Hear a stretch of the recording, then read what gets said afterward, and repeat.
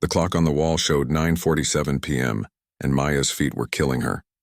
She'd been running around Vincent's Italian restaurant for the past 10 hours, serving pasta and pretending to smile at customers who treated her like she was invisible. The fancy restaurant in downtown Chicago was always busy, but tonight felt different. Tonight felt endless. Maya wiped down table 12 for the third time, even though it was already spotless. She did this when she was nervous or thinking too much. And lately, she'd been thinking way too much about everything. Her rent was due in 3 days and she was still $200 short. Her car was making that weird noise again, the one that meant expensive repairs. And her little sister Lily needed new school clothes before classes started next week. At 23, Maya had never imagined her life would look like this. She'd had different plans once upon a time. Big dreams that seemed so real she could almost touch them. But life had a funny way of changing those plans whether you wanted them to or not. Table 7 just sat down, called out Carlos from behind the bar. He was the bartender who always looked out for the servers, especially the ones who worked as hard as Maya did. "Looks like a big spender. Maybe tonight's your lucky night." Maya glanced over at table 7 and immediately knew Carlos was right. The man sitting there wore a suit that probably cost more than she made in 3 months. His watch caught the light as he adjusted his cufflinks, and everything about him screamed money. He had silver hair perfectly styled, and he carried himself like someone who was used to being the most important person in any room. She grabbed her notepad and walked over, putting on her best customer service smile, the kind that said, "I'm happy to be here," even when she definitely wasn't. "Good evening, sir. Welcome to Vincent's. Can I start you off with something to drink tonight?" The man looked up at her with sharp blue eyes that seemed to study her face like he was trying to solve a puzzle. "Red wine. Something expensive. You choose." Most customers wanted to pick their own wine, especially the ones who looked like they could afford the really good bottles. But this guy seemed to be testing her somehow. Maya thought for a moment about the wine list she'd memorized during her first week on the job. "I'd recommend the Barolo from 2018. It's rich and smooth. Pairs well with most of our menu items. Perfect, and I'll need a few minutes with the menu." As Maya walked away, she found herself humming softly under her breath. It was something she'd always done without really thinking about it. Music just seemed to flow out of her naturally, like breathing. Her fingers moved slightly as she walked, pressing imaginary keys in a pattern that matched the melody in her head. She returned to table 7 with the wine, pouring it carefully while the man watched her every move. Something about him made her nervous, but not in a bad way. More like the way you feel when you know something important is about to happen. "You have good taste in wine," he said after taking a sip. "And you hum beautifully. Are you a musician?" Maya's cheeks went warm. She hadn't realized anyone could hear her humming. "Oh, I'm sorry about that. I didn't mean to disturb anyone. You didn't disturb me. I'm curious. Do you play an instrument?" Maya hesitated. This wasn't the kind of conversation she usually had with customers. Most people ordered their food, ate it, paid, and left. They didn't ask about her life or her dreams. "I used to play piano," she said quietly. "But that was a long time ago." The man's eyes lit up with interest. "How long ago?" "I haven't really played in about 2 years. What she didn't tell him was why she'd stopped playing. How she'd been 1 semester away from graduating from the Chicago Conservatory of Music. How she'd been studying classical piano performance and dreaming of playing in concert halls around the world. How everything had fallen apart when her father got sick and her family needed money for his treatment. She'd dropped out to work full-time, telling herself it was just temporary. Just until her dad got better and things went back to normal. But her father had died 6 months later and normal never came back. Instead, there were funeral expenses, medical bills that insurance wouldn't cover, and a family that needed her to keep working just to survive. 2 years isn't that long," the man said, interrupting her thoughts. "I bet you still remember how to play." Maya shrugged. "Maybe. But remembering and actually being able to do it are 2 different things." She was about to ask if he was ready to order when the man gestured toward the corner of the restaurant. Maya followed his gaze and saw the beautiful black piano that sat there like a piece of art. It was a gorgeous instrument, but she'd never seen anyone play it in all the months she'd worked at Vincent's. "Does anyone ever play that piano?" the man asked. "Not that I've seen. Mr. Vincent says it's just for decoration now. Makes the place look classy." The man nodded slowly like he was thinking about something important. Maya could almost see the wheels turning in his head, but she had no idea what he was planning. "What's your name?" he asked suddenly. "Maya." "Well, Maya, I'm Robert, and I have to say, this is turning out to be a much more interesting evening than I expected." There was something in his tone that made Maya's stomach flutter with nerves. Robert didn't seem like the type of person who said things without meaning them. Everything about him suggested he was used to making things happen, used to getting what he wanted. "Have you decided what you'd like to eat, Mr. Robert?" Maya asked, trying to steer the conversation back to safer ground. "The osso buco sounds good, but I'm more interested in that piano right now. It seems like such a waste sitting there silent." Maya glanced at the piano again. It really was beautiful. Sometimes, during quiet moments at work, she'd find herself staring at it and remembering what it felt like to have music flowing through her fingers. She missed it more than she let herself admit. "I'm sure it's a lovely instrument," she said carefully. "I bet it is. Vincent wouldn't have anything but the best in a place like this." Robert leaned back in his chair, studying Maya with those sharp eyes again. "Tell me something, Maya. Do you ever wonder what might have happened if you'd kept playing? If you'd finished your music studies?" The question hit Maya like a punch to the stomach. Of course she wondered about it. She thought about it every single day. She dreamed about it at night and woke up with melodies in her head that she had nowhere to put. "I try not to think about it too much," she said, which was only half true. "Life doesn't always go the way we plan it." "No, it doesn't," Robert agreed. "But sometimes life gives us second chances when we least expect them." Before Maya could ask what he meant by that, another table flagged her down, and she had to excuse herself. But as she walked away, she could feel Robert's eyes following her, and she had the strangest feeling that their conversation wasn't over. Not even close. Maya returned to Robert's table with his osso buco, her hand steadier now but her mind still spinning from their earlier conversation. The restaurant was starting to fill up with the late dinner crowd, which meant she'd be even busier for the next few hours. But something about Robert made it hard to focus on her other tables. "Here you go, sir. One osso buco with risotto." She set the plate down carefully, making sure everything looked perfect. "Thank you." "Maya, this looks delicious." Robert cut into the meat, but Maya noticed he kept glancing toward the piano. "Tell me, when was the last time you actually sat at a piano bench?" The question caught her off guard. Why do you ask?" "Just curious. You get this look in your eyes when you talk about music. Like you're remembering something beautiful." Maya felt her cheeks warm up again. She wasn't used to customers paying this much attention to her, especially not customers who seemed to see right through her polite server mask. "There's a piano at the community center where my sister takes art classes. Sometimes when I pick her up, I sit down and play for a few minutes while she finishes her projects." "And how does it feel when you play?" Maya paused, surprised by how personal the question felt. "Like coming home, I guess. Like everything makes sense again, even if it's just for a little while." Robert nodded slowly, like her answer confirmed something he'd already suspected. He took another bite of his dinner, chewing thoughtfully while Maya stood there wondering if she should leave him to eat in peace or if he wanted to keep talking. "Maya," he said finally, setting down his fork and looking directly at her, "I'd like to make you an offer." "An offer?" Maya's stomach did a little flip. In her experience, offers from wealthy older men were usually the kind she wanted nothing to do with. A business proposition, you might say. Robert reached into his jacket and pulled out his wallet. Maya noticed it was made of expensive leather and looked like it had never seen the inside of a back pocket. "I'll give you $1,000 cash right now if you play something on that piano." Maya blinked, sure she'd misheard. "I'm sorry, what?" "You heard me correctly. $1,000 to play the piano." Robert opened his wallet and Maya could see it was stuffed with $100 bills. "All you have to do is sit down at that bench and play something. Anything you want." Maya looked around the restaurant, suddenly aware that other diners were starting to notice their conversation. The couple at table 3 kept glancing over, and the businessman at table 9 had actually turned in his chair to get a better view. "Sir, I can't just... I'm working." "Hey." "And I haven't played in front of people in years." "When do you get off work?" "Not until midnight." "Then we'll wait." Maya's mouth fell open. "You want to stay here for 2.5 hours just to hear me play piano?"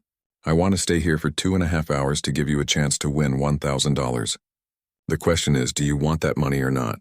$1,000. Maya's mind immediately started calculating what she could do with that much money. Rent, car repairs, School clothes for Lily, groceries for the next month. It would solve so many problems all at once. There has to be a catch, she said suspiciously. Robert smiled, but it wasn't a cruel smile, more like he was impressed that she wasn't jumping at his offer without thinking it through. You're smart to ask. Yes, there's a catch. If you can't play, or if what you play is mediocre, then you don't get the money. And what counts as mediocre? I'll know it when I hear it. I've been around music my whole life, Maya. I can tell the difference between someone who once took lessons and someone who has real talent. Maya felt a chill run down her spine. Real talent. She'd thought she had that once. Her professors at the conservatory had certainly thought so. But that was before life got in the way. Before her fingers got stiff from not practicing, before she started doubting everything about herself. And if I can play something impressive? She asked. Then you get your $1,000 and maybe we talk about what comes next. What comes next? Robert's smile got a little wider. Let's see if you can earn the $1,000 first. Maya glanced at the piano again. It looked so elegant sitting there, so perfect and untouched. The idea of playing it both thrilled and terrified her. What if she'd forgotten how? What if her fingers stumbled over keys that used to feel like extensions of her own body? What if she made a fool of herself in front of all these people?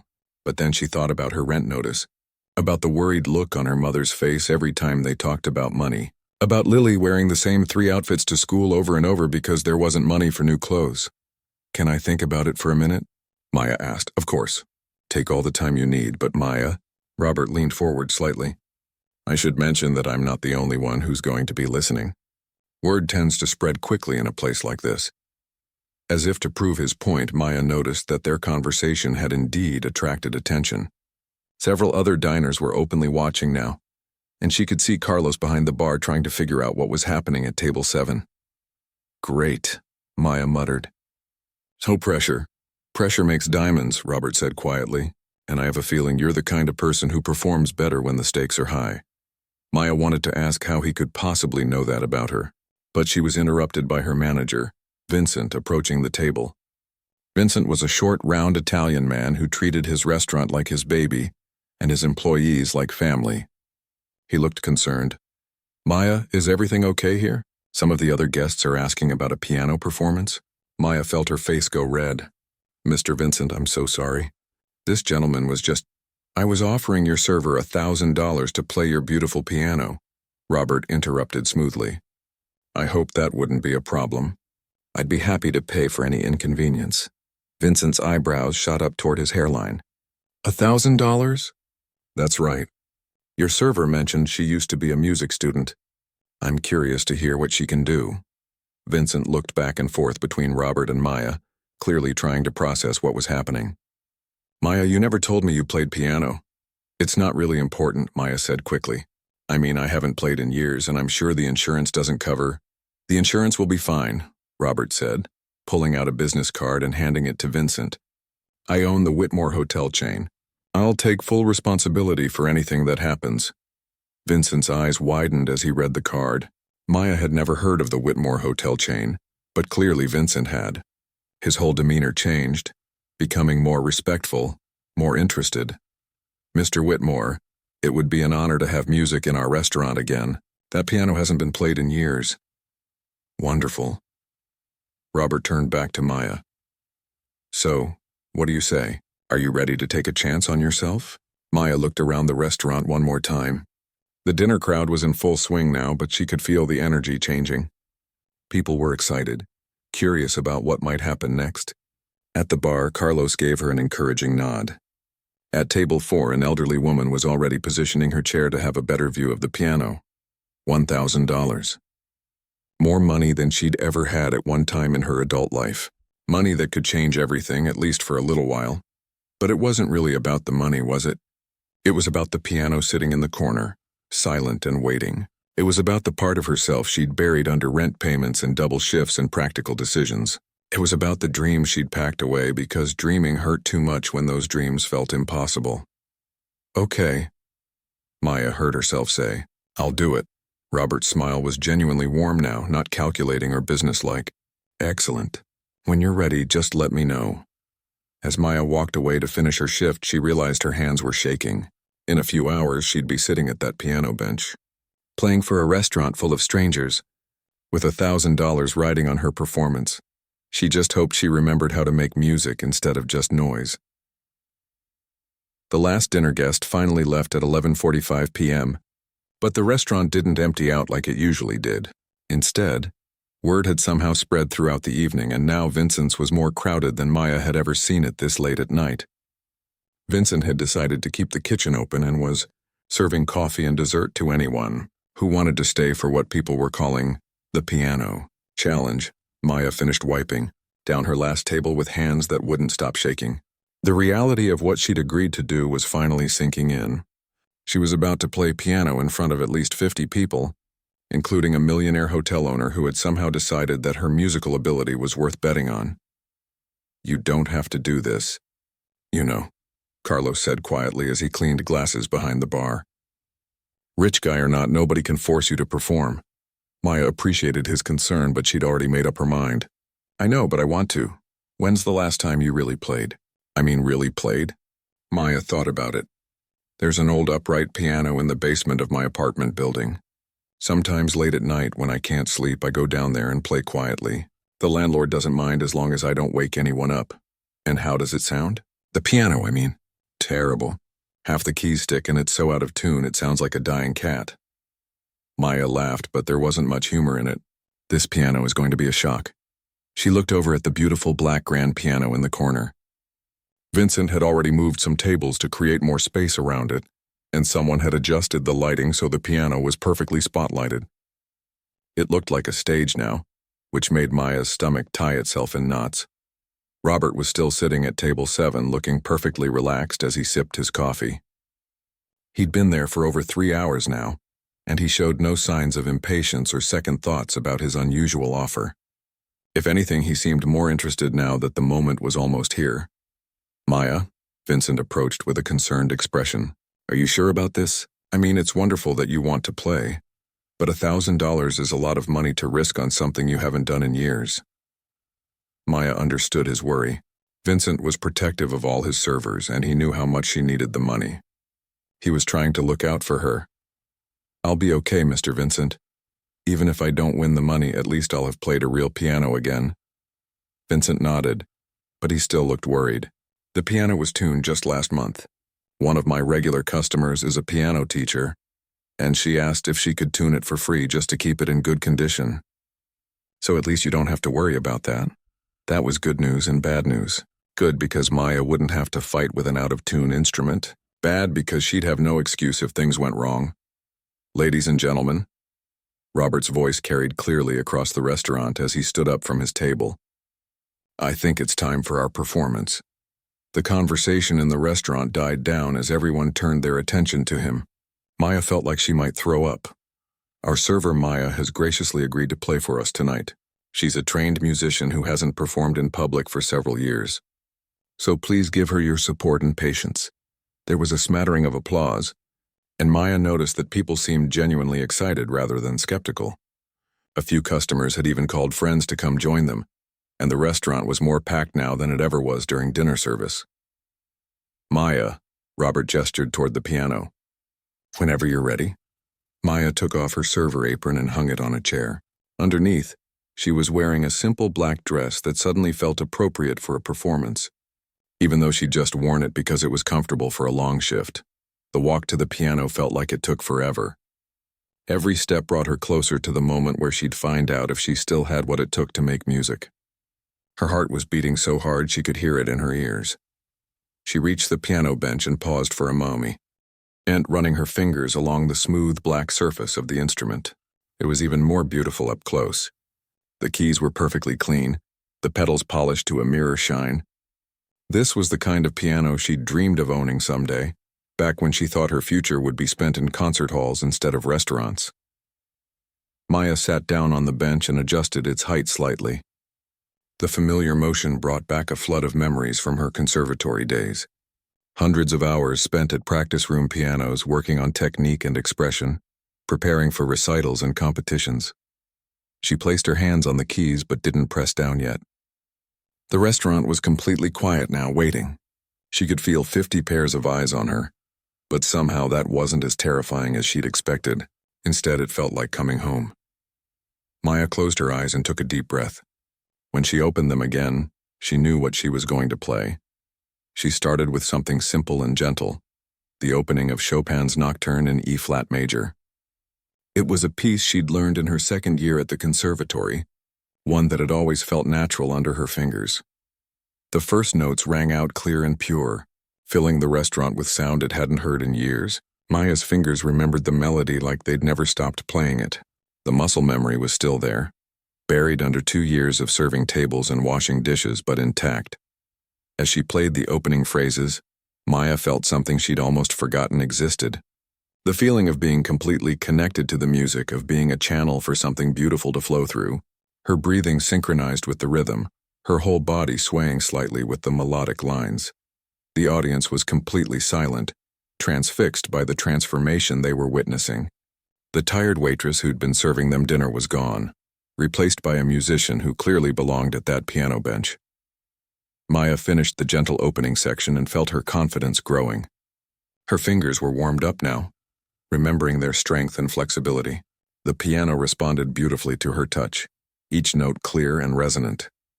Without pausing, she transitioned into the more complex middle section of the nocturne. Her left hand carried the flowing accompaniment while her right hand sang the melody with increasing expression. This was the part that required real skill, real musicianship, and Maya could feel herself rising to meet the challenge. She caught a glimpse of Robert out of the corner of her eye. He was leaning forward in his chair, completely absorbed in her performance. His expression had changed from curious to amazed, and Maya realized she was exceeding whatever expectations he'd had. But the nocturne was just the beginning. As Maya reached the end of the Chopin piece, she felt a rush of exhilaration. Her fingers were fully awake now, her musical instincts sharp and ready. She'd proven to herself that she could still play, but now she wanted to prove that she could still create magic. Without stopping, Maya launched into something more challenging, the opening of Rachmaninoff's Piano Concerto No. 2. It was a piece that required not just technical skill but emotional depth and power. It was the kind of piece that separated good pianists from great ones. The dramatic opening chords filled the restaurant with rich, complex harmonies. Maya's left hand provided a steady, driving rhythm while her right hand soared through the magnificent melody that had made Rachmaninoff famous. This wasn't background music or casual entertainment. This was serious classical music being performed at a professional level. The restaurant crowd was completely captivated now. Several people had moved closer to the piano, and Maya could see phones being raised to record the unexpected concert. She didn't mind. For the first time in 2 years, she felt like herself again. She felt like the musician she'd worked so hard to become, the artist she'd never really stopped being despite everything that had happened. As she played, Maya realized that Robert's challenge had given her something worth more than $1,000. It had given her back a piece of herself she'd thought was lost forever. Whatever happened next, she would always be grateful for this moment, this chance to remember who she really was underneath all the survival and compromise. The Rachmaninoff piece built to its powerful climax, and Maya's fingers flew across the keys with confidence and joy. She was no longer playing for money or to prove a point. She was playing because she had to, because the music inside her demanded to be heard, because this was what she was meant to do. As Maya's fingers danced through the complex passages of the Rachmaninoff concerto, something extraordinary began to happen in Vincent's restaurant. The energy in the room shifted from polite attention to complete absorption. Conversations that had been whispered died out entirely. The gentle clinking of coffee cups against saucers stopped. Even the kitchen staff had emerged from the back, drawn by the powerful music flowing from the corner of the dining room.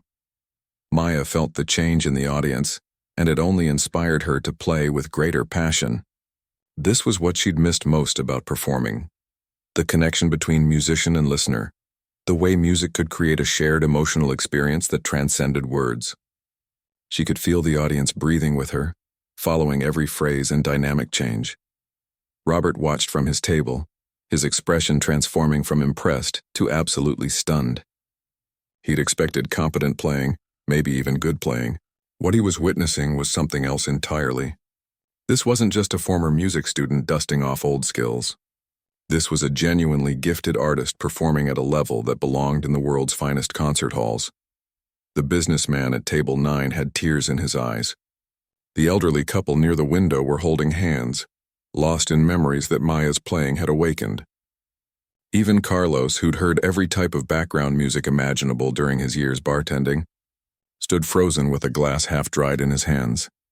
Maya reached the end of the Rachmaninoff excerpt and paused for just a moment, her hands hovering over the keys.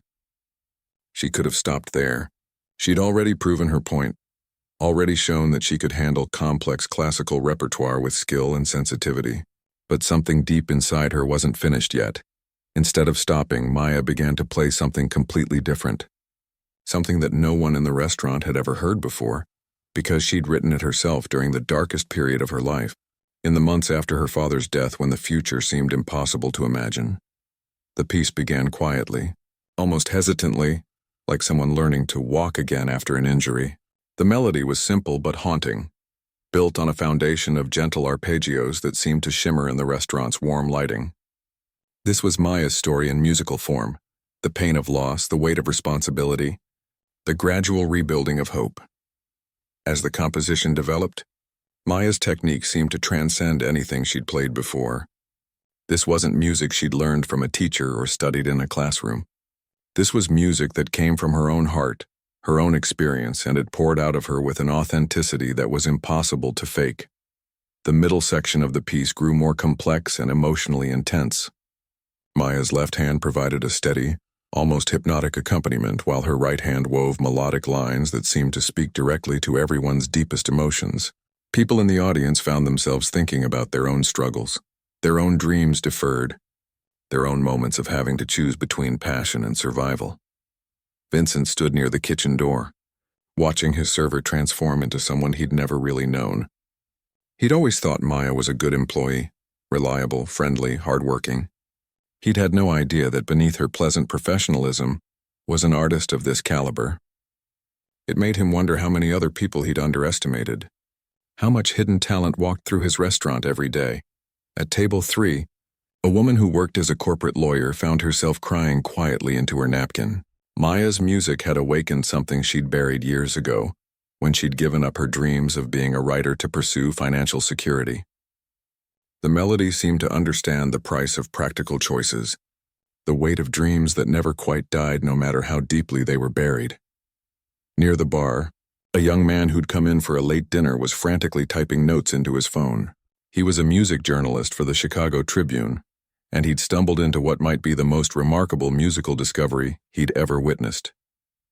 This wasn't just good playing. This was the kind of raw talent that changed careers and lives.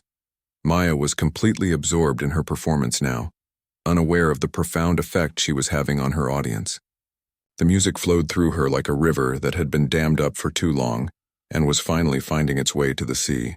Every note felt necessary, every phrase an expression of something she'd been trying to say for years but had never found the words for. The composition reached its emotional peak, and Maya's playing became more intense and passionate. Her whole body was involved now, swaying with the rhythm, her face reflecting the complex emotions the music was expressing. This was performance at its highest level, not just technical execution but complete artistic communication. Robert had stopped thinking about the $1,000 entirely. What he was witnessing was priceless. In his 65 years, he'd attended countless concerts at Lincoln Center, Carnegie Hall, and the finest venues around the world. He'd heard famous pianists perform with major orchestras and thought he understood what musical excellence looked like. But there was something about Maya's playing that was different, more immediate, more honest, more powerful than anything he'd experienced in a formal concert setting. As the piece moved toward its conclusion, Maya brought the volume down gradually, returning to the gentle, shimmering quality of the opening. But now those same simple melodies carried the weight of everything that had come before. They spoke of resilience, of finding beauty in the midst of struggle, of hope that persisted even when everything seemed impossible. The final notes lingered in the air of the restaurant, sustained by the piano's rich resonance and by the held breath of everyone listening.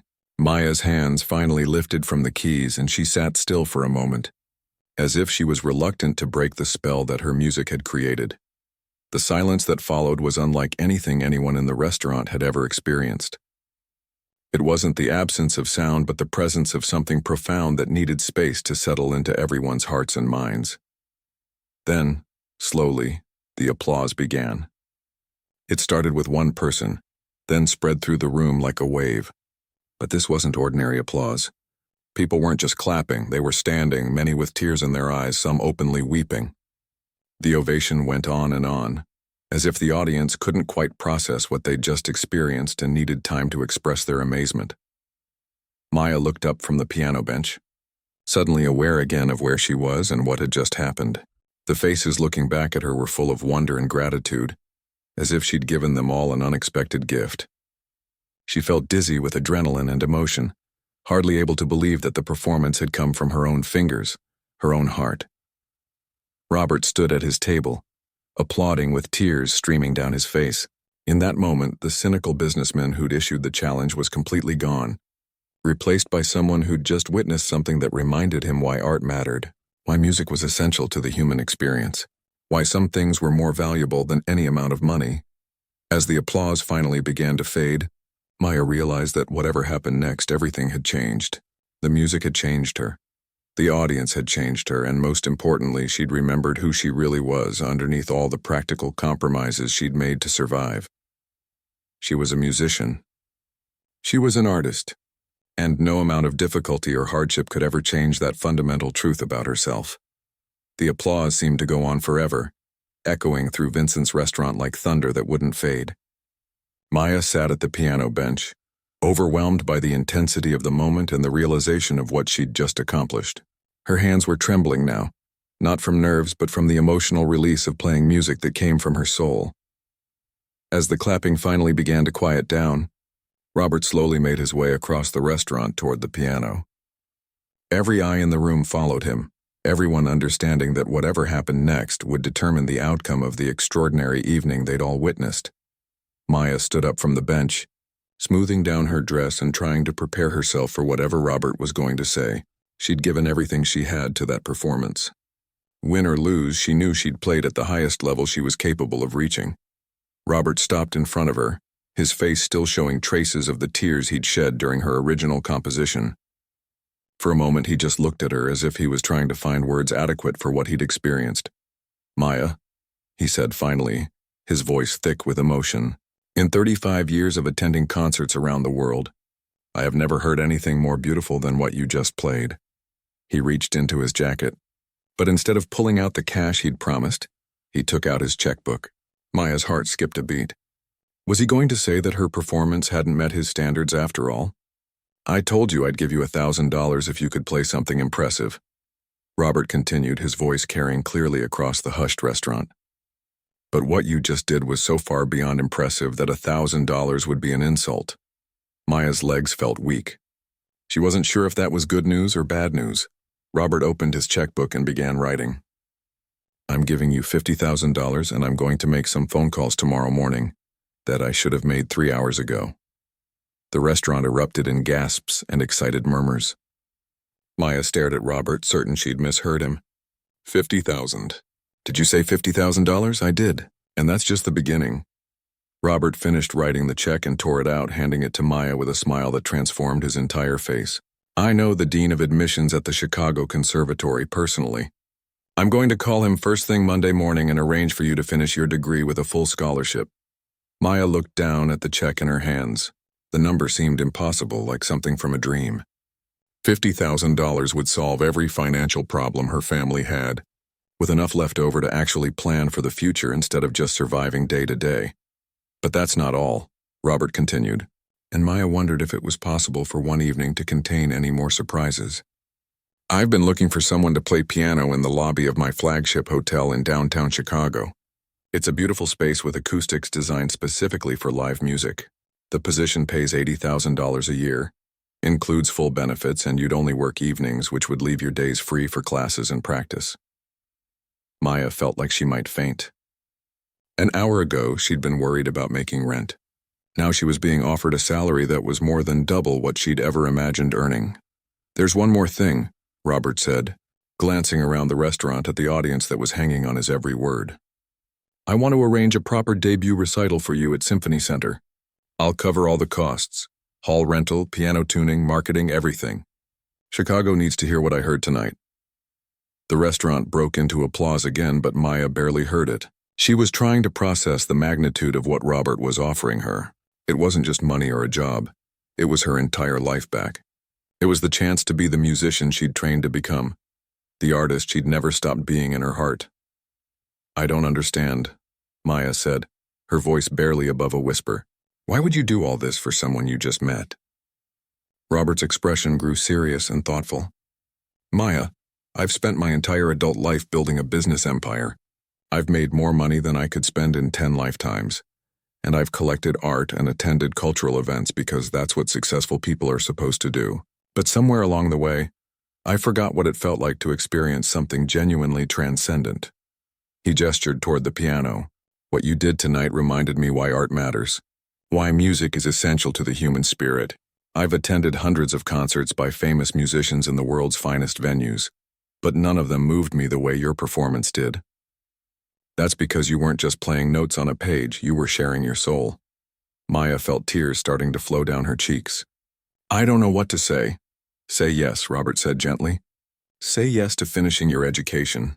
Say yes to playing music for a living. Say yes to sharing your gift with the world instead of hiding it away." Maya looked around the restaurant at the faces of people who'd been transformed by her music. She saw Vincent beaming with pride, Carlos wiping away tears, customers who'd become an impromptu concert audience still stunned by what they'd witnessed. Then she thought about her little sister Lily, who'd always believed that Maya would find her way back to music someday. She thought about her mother, who'd never stopped encouraging Maya to pursue her dreams even when practical concerns made those dreams seem impossible. "Yes," Maya said, her voice growing stronger with each word. "Yes to all of it." The restaurant erupted in cheers and applause that was even more enthusiastic than what had followed her performance. Strangers were hugging each other, wiping away tears, and laughing with the pure joy of having witnessed something magical. Vincent appeared at Maya's side with a bottle of champagne he'd been saving for a special occasion.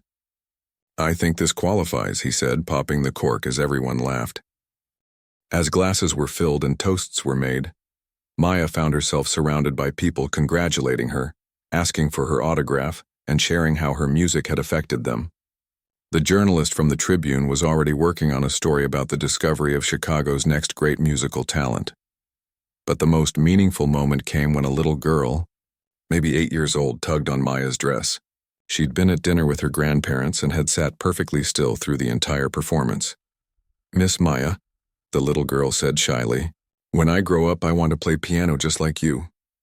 Maya knelt down to the child's eye level, remembering her own childhood dreams and the teachers who had encouraged her musical aspirations. "Then you should start practicing," Maya said with a smile, "and never let anyone tell you that music isn't practical or important. Music is one of the most important things in the world."